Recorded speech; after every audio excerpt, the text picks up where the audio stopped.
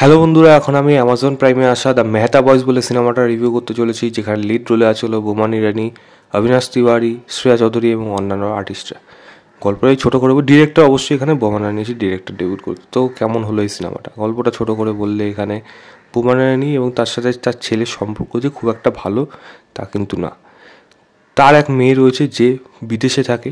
বোমান ইরানির স্ত্রী মারা যাওয়ার কারণে সেই মেয়ে তার বাবার কাছে আসছে এবং আসার পর বেশ কিছুক্ষণ কাটার পর বাবাকে নিয়ে সে বিদেশে চলে এসে চাইছে, কিন্তু কোনো একটা কারণে বাবার ওই মুহূর্তে বিদেশে যাওয়া হচ্ছে না।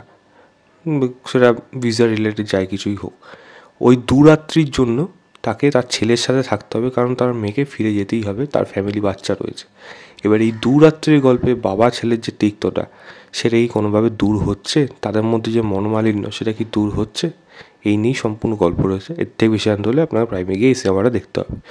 বাবা ছেলের সম্পর্ক নিয়ে এরকম প্রচুর গল্প ভারতবর্ষের ইতিহাসে প্রত্যেকটা ল্যাঙ্গুয়েজে বোধহয় হয়ে গেছে। তো এখানে আলাদা করে কিছু বলার নেই, বিদেশেও তো প্রচুরবার হয়েছে। তো কেমন হলো এই সিনেমাটা?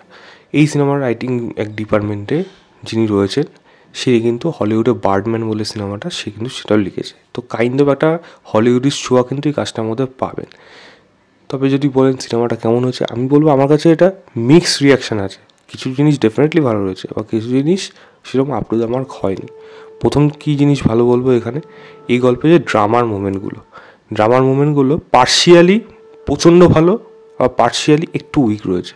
যেমন দুটো ড্রামার মুভমেন্ট আমি এরমভাবে বলবো। রেস্টুরেন্টে বসে শ্রেয়া অবিনাশের সামনে বোমারানি তার ওয়াইফের ব্যাপারে বলে, সেই জায়গার মুহূর্তটা দেখবেন যেরকমভাবে ক্যাপচার করা হয়েছে, যেখানে ক্যামেরা যেরকম আস্তে আস্তে স্লো মোশনে আগাচ্ছে, বোমানের সেখানে পারফরমেন্স সেখানে অনবদ্য ছিল। এরকম ছোটো ছোটো মুহূর্ত অনেকগুলো রয়েছে। এয়ারপোর্টে একটা সিন আছে যেখানে তার দিদি মানে মেয়ে, তার বোমানের মেয়ে চলে যাবে, ওই মুহূর্তে যেরকমভাবে ডিজাইন করা হয়েছে, সেখানে ওর দিদির যা পারফরমেন্স দিয়েছে অনবদ্য, মানে আপনার ভালো লেগে যাবে। এছাড়া মানে অনেকগুলো মুহূর্ত আছে এখানে যেগুলো উঠে আসে ছোটো ছোটো, কেন বারবার গার্ডে বসলে এমার্জেন্সি হ্যান্ডেলে হাত ধরে রাখে। তো এরকম ছোটো ছোটো মুহূর্ত আছে যেগুলো এই সিনেমাটার মধ্যে ভালো লাগবে। তো পার্শিয়ালি এই সিনেমাটার ইমোশনাল পোর্শন এবং ড্রামা পোর্শনগুলো কিন্তু প্রচণ্ড স্ট্রং। আবার কিছু কিছু জায়গা আছে সেরকম আপ টু দ্য মার্ক না। দ্বিতীয় বলবো পারফরমেন্স, বুমারানি টেরিফিক পারফরমেন্স দিয়েছেন, এবং এই রোলটা মানে সত্যি সে ডিরেক্টর এবং অ্যাক্টর, মানে সেটা দুটো বুঝতেও পারবেন না কীভাবে সেইটাকে মানে পার করেছে। অনবদ্য ছিল তার অভিনয়। অবিনাশ তিওয়ারির পারফরমেন্সও ভালো, একটা সময় সে রেগে যায় এবং দুই বাবা ছেলের মধ্যে বাবা লাইট বন্ধ করে রাখে ঘরে, ছেলে লাইট জ্বালিয়ে রাখে, এরকম অনেকগুলো দূরত্ব রয়েছে। একটা দেওয়ালের এই সাইডে বাবা লাইটটাকে নেভাচ্ছে, আরেকটা দেওয়ালে এই সাইডে ছেলে লাইটটাকে জ্বালাচ্ছে। দুজনের লাইফ এবং দুজনের মনোভাবনা কী এবং দুজনে একে অপরের থেকে কতটা আলাদা সেটা বোঝানোর জন্য যেরকমভাবে এখানে খেলেছে সেই মোমেন্টগুলোকে, সেগুলো কিন্তু আপনার ভালো লাগবে। সেখানে অবিনাশ তিওয়ারির পারফরমেন্স, একটা জায়গায় গাড়ি চালাতে রেগে যায়, সেটাও ভালো লাগবে। শ্রেয়া চৌধুরীর পারফরমেন্স কিছু কিছু জায়গায় খুব বেশি যে আছে তা না, তবে কিছু কিছু জায়গায় কিন্তু ভালো ছিল। বাকিদের পারফরমেন্স আমার এখানে ঠিকঠাক লেগেছে। বুমারানি ওয়াইফ বোধহয় তার এখানে ওয়াইফের ভূমিকার রোলটা প্লে করেছে, তার ওইটুকু জায়গা তাদের মধ্যে বেশ ভালো মোমেন্ট ছিল, যেখানে বুমারানি একটা জায়গায় তাকে ভাবতে শুরু করে, ওই জায়গাটা তার পারফরমেন্স হেভি ছিল।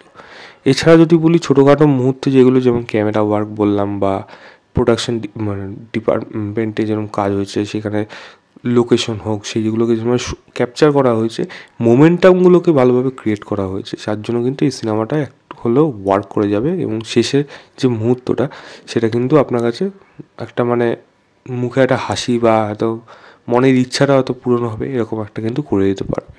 তবে সিনেমাটা প্রবলেম থেকে গেছে, দেখুন ওটা স্লো পেসে কাজ, তো স্লো পেস কাজে কিন্তু কিছু মুহূর্ত দরকার হয়, যেগুলো কিন্তু এদের মধ্যে বন্ডিংটা কতটা স্ট্রং আগে ছিল এবং কতটা কী কোথার থেকে সেখানে আস্তে আস্তে সেটা কমতে শুরু করলো, সেগুলো দেখানোর প্রয়োজন হয়, যেটা আমার মনে হয় এই সিনেমার মধ্যে দেখাতে পারেনি।